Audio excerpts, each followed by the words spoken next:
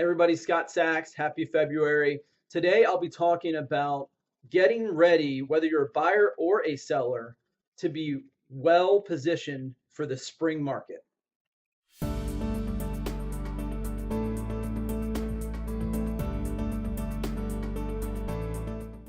Hey everybody, Scott Sachs, and I'm here today to talk to you about, as a buyer and seller, how you can be best prepared for the spring market to maximize the experience and make sure it's a successful transaction for you. If you're a buyer heading into our market or a seller, it's anticipated to be very busy. We've got low inventory and interest rates are starting to creep up. So that's going to push both buyers and sellers into the marketplace.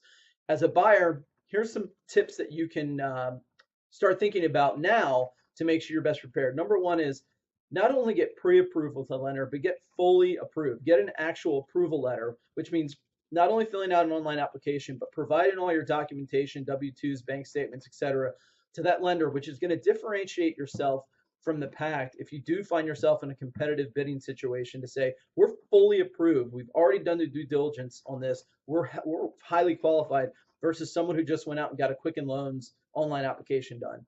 Number two is meet with your buyer representative and make sure that you guys have a working rapport and that the understanding is clear as far as what your criteria is heading into the market.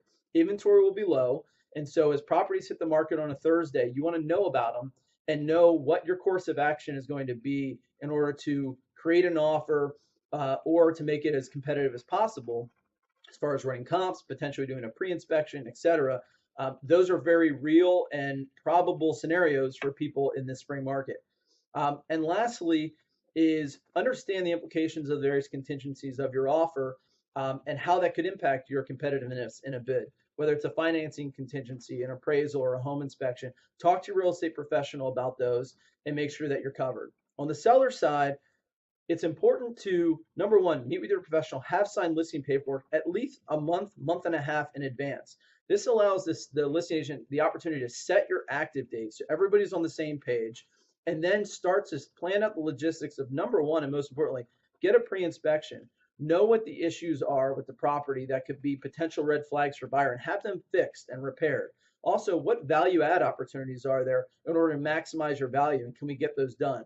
Working with a real estate professional who has long-term relationship with contractors that can get those in there for you is very important. Number two is it allows them to have everything done so you can get professional photography, virtual tours, and start a really successful marketing campaign prior to going on market. So when you hit that weekend, you can make a splash and make sure the approach is strategic. So some of this comes across as common sense, but it's amazing how many times I come across buyers and sellers who haven't done this prep work, and you've got to play catch up in order to hit the market or write that offer. And by doing this legwork up front, it's going to save you time, it's going to make the process smoother for everybody, and it's going to be more successful. If you have any questions, feel free to reach out to me, and I look forward to assisting you this spring market. Have a great day.